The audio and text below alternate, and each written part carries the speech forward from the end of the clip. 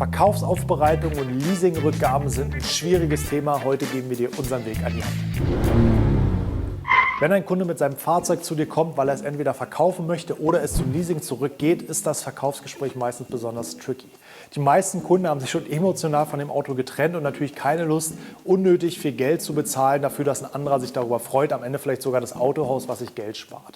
Auf der anderen Seite können wir das Auto oder sollten wir das Auto nicht einfach so, wie es ist, zurückgeben. Zum einen, weil es dann natürlich sehr teuer werden kann, zum anderen aber auch, weil ein unaufbereitetes Auto bei der Rückgabe oder beim Verkauf einfach einen schlechten Eindruck macht und im Falle des Verkaufs den Preis mindert und im Falle der Leasingrückgabe vielleicht den Gutachter noch genauer hingucken lässt und Fehler direkt suchen lassen will, lässt, machen, tun. Ne? Der Gutachter sucht Fehler, weil das Auto nicht gepflegt ist und will oder wird darauf aufmerksam und ist dann noch achtsamer sozusagen und hat das Gefühl, hey, wer sein Auto nicht so gut pflegt, da ist doch bestimmt hier und da eine Schramme dran und dann guckt er unter Umständen einfach genauer hin und das können wir mit einer angepassten Aufbereitung vermeiden. Das Ziel ist also, ein gesundes Maß zu finden daraus, dass der Kunde möglichst wenig bezahlt, weil er natürlich, wie gesagt, keinen großen Vorteil davon hat, aber das Fahrzeug möglichst gut gepflegt an den neuen Besitzer oder ans Autohaus geht. Und dafür gibt es eine kleine Methode. Schöne Grüße an den lieben Paul Barz, mit dem habe ich mich darüber lange unterhalten, wie man so eine Fahrzeugaufbereitung angehen kann, damit man kostenoptimiert den Kunden berät. Der erste Schritt ist zu überlegen, ob es wirklich Sinn macht, ein Auto zu polieren. Weil gerade bei einer Leasingrückgabe dürfen Schäden, die durch eine Politur zu beheben sind, nicht berechnet werden. Das ist in fast allen Leasingrückgaberichtlinien so. Das heißt, bei einer Leasingaufbereitung gehen wir häufig sogar dahin und sagen dem Kunden, pass auf, wir polieren den nicht. Es sei denn, du hast einen offensichtlichen Kratzer, das wirkt besser und machen das Auto einfach so sauber, als wenn der Kunde es dauerhaft gut gepflegt hätte. Das heißt, wir fokussieren uns besonders auf die Einstiege, auf Ritzen und Kanten, auf Türdichtungen, also da, wo man so im Alltag, gerade bei der Waschstraßennutzung, nicht genau hinguckt. 2 Dinge zum Beispiel mache ich nie bei einer Leasing- und Verkaufsaufbereitung.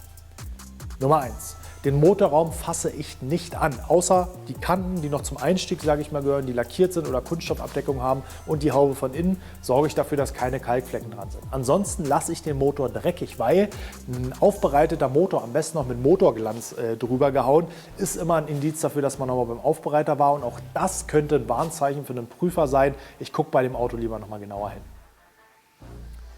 Indiz Nummer 2, was sofort zeigt, dass das Auto beim Aufbereiter war, ist Reifenglanz. Auch hier, egal, auch wenn die Reifen nicht mehr ganz so schön aussehen, ich mache keine Form von Reifenglanz oder Reifenpflege drauf, einfach weil das auch ein Indiz auf eine Fahrzeugaufbereitung sein kann.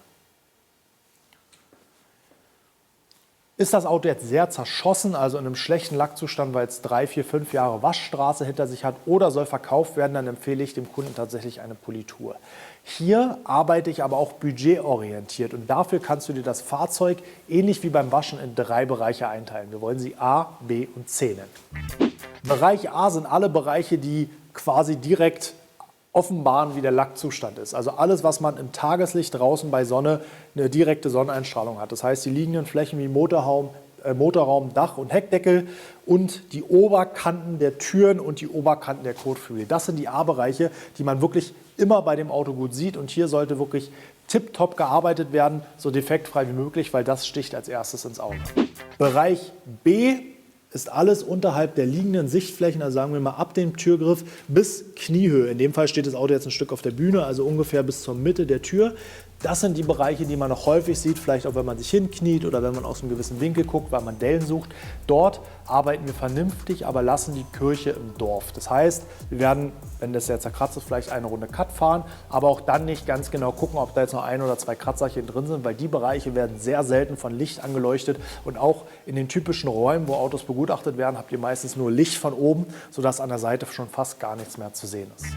Bereich C ist der Bereich unterhalb Kniehöhe, also hier ungefähr ab hier bis runter zum Schweller. In den Bereichen sieht fast keiner was. Also da guckt jetzt keiner explizit hin, es sei denn, er sucht nach tiefen Kratzern, das ist immer ein Sonderfall. Aber hier kann man zum Beispiel eine Runde Hochglanz fahren oder gleich eine versiegelungshaltige Politur nehmen, einfach drüber fahren, damit der Glanz am ganzen Fahrzeug gleich ist. Hier sollte man nicht zu viel Zeit verschwenden, weil die Bereiche einfach nicht zu sehen sind. Übrigens verwenden diese Logik auch Lackierer, um einzuteilen, wie gut sie lackieren müssen. Traurig aber wahr, oder weiß nicht, ob es traurig ist, aber es ist tatsächlich so. Bei einer normalen Fahrzeugaufbereitung, bei einem Detailing, also wo der Kunde einen emotionalen Wert dahinter knüpft und sagt, ich möchte gerne was erzielen, würde ich dieses Verfahren nicht anwenden. Da würde ich mit dem Kunden natürlich ein Budget absprechen, aber ihm auch direkt sagen, wenn wir jetzt hier zweistufig fahren, bekommen wir das Ergebnis, wenn wir dreistufig fahren das, wenn wir einstufig fahren das. Da kann man natürlich auch sagen, okay, die liegenden Flächen sind natürlich besonders wichtig. Da kümmert man sich noch um tiefere Kratzer. Aber gerade bei einer Verkaufsaufbereitung und Aufbereitung zur Leasingrückgabe kommt es, wie gesagt, darauf an, dass ihr kosteneffizient für den Kunden arbeitet. Denn umso zufriedener macht ihr den Kunden und vielleicht, wenn ein Auto geht, kommt auch ein neues und ihr kriegt dann den Folgeauftrag fürs Detailing beim neuen Auto. An dieser Stelle vielen Dank fürs Zuschauen fürs Anschauen dieses GVMAs, Geld verdienen mit Autopflege. Wenn ihr mehr über den Bereich Unternehmertum und Selbstständigkeit als Fahrzeugaufbereiter wissen wollt, guckt euch hier unten den Online-Kurs an. Dort haben wir alle Themen zusammengefasst, die für euch interessant sind. Schaut da gerne mal rein. Ich glaube, da könnt ihr noch eine ganze Menge lernen. An dieser Stelle verabschiede ich mich. Abonniert bitte den Kanal und drückt auf die Glocke, um kein Video zu verpassen. Bis zum nächsten Mal. Haut rein.